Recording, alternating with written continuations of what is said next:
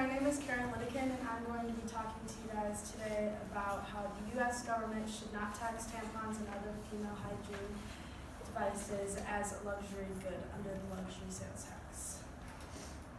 A luxury tax is a tax placed on items that are considered to be a non-essential good. This tax is put in place to essentially tax families of higher income who can afford to pay the tax on these non-essential goods, and it's meant to promote the economy without hindering those with low incomes. Some examples of luxury goods are perfume, jewelry, tobacco, alcohol, luxury vehicles, and tampons. This luxury goods tax is objectively relevant to every single person in this room except for the tax on tampons. This portion of the luxury goods tax applies to nearly 50% of the country, according to a census conducted by the U.S. government on July 1st in 2015. If you couldn't guess, this 50% is the women of the United States. And while this may not apply to you guys gentlemen, if you have sisters or mothers or potential wife or daughters, you will not hear the end of this. Little girls around the world start to bleed out of nowhere and are absolutely terrified, especially if they have not had that iconic where do babies come from or other sexual education conversations. A friend of mine started her period while she was at her grandparents' house around the age of 12. Because she had no idea what was going on, she immediately was like, all right, I'm putting on 10 pairs of underwear and this will solve everything. She waited for her parents to come pick her up from her grandparents' house, and that's when she asked the questions, am I dying? Am I bleeding out? I'm only 12 years old, I'm too young to die. Her parents gave her all the answers that she needed and the devices that she needed to take care of these issues. But if she had been at school without the extra underwear or without a quarter to put into the school dispenser, it would have been a much more embarrassing and messy situation. The U.S. government should not tax tampons as a luxury good because no girl or woman asked to bleed for 7 days out of the month or suffer the pains that come along with the menstrual cycle. Safe to say that no girl or woman would consider this a luxury. This sanitary hygiene product is essential for health, cleanliness, and participation for women in the United States, not to mention the entire globe.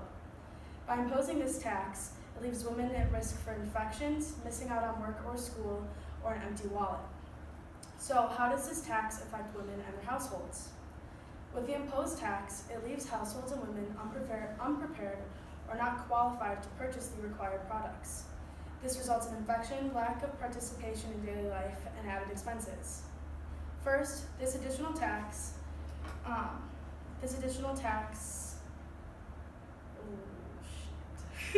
leaves households unprepared or not qualified to purchase the required products. This results in infection, lack of participation in everyday life, and added expenses. This additional tax on top of the cost of products may leave households unprepared for the expenses. Without access to these goods, it oftentimes results in missing work or school because women do not have the necessary goods to get through the day in a cleanly manner.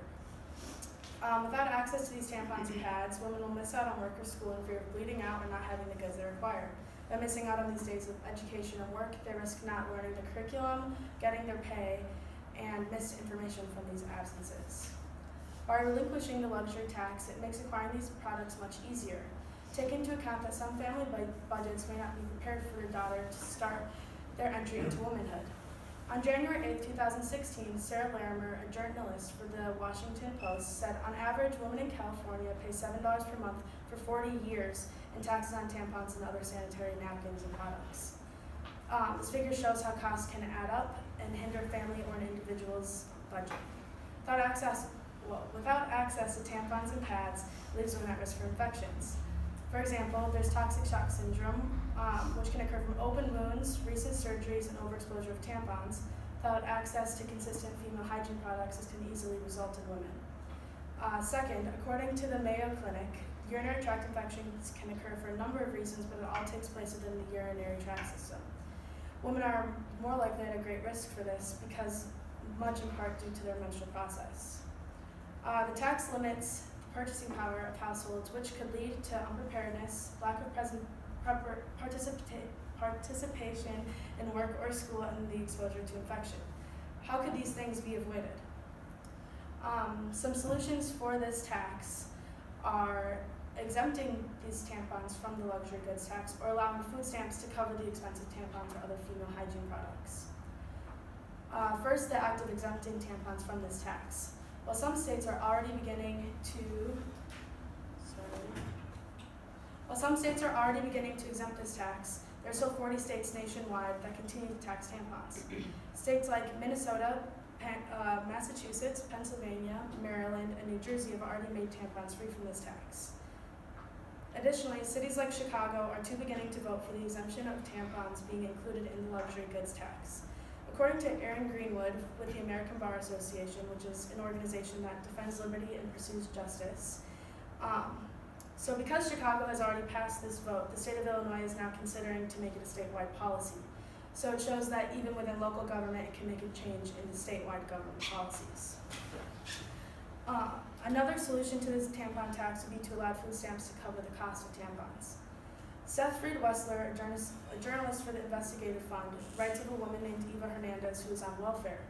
Her story includes that she sold her food stamps so she can be able to pay for tampons, detergent, and pay for the bills. This is an illegal act. You're not supposed to sell your food stamps. So by exempting tampons from the luxury goods tax and allowing food stamps to cover them, it would reduce these violations and would allow her to spend her income on other worthy things. If these changes were made, what would it look like? The reduced cost of tampons and other female hygiene products would result in reduced violations from selling food stamps and a reduced cost, so more available income to spend. On average, a woman has her period for over 6 years of her life.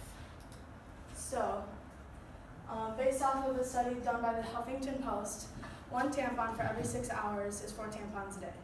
4 tampons a day and 5 days of a period is equal to 20 tampons per cycle.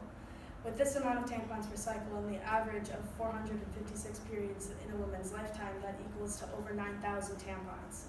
This is at about 36 tampons per box. That's about 253.3 boxes. Multiply that by the average price of a box of tampons, it's over $1,700. By reducing this tax, there would be much more money for women to spend on other needs and other goods. Additionally, by providing these tampons, everyone would have the resources they need to manage their menstrual cycles throughout these years.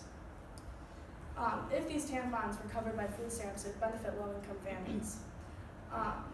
Women wouldn't have to risk selling their food stamps in order to have money for them, thus reducing the amount of violations given out because selling food stamps is illegal.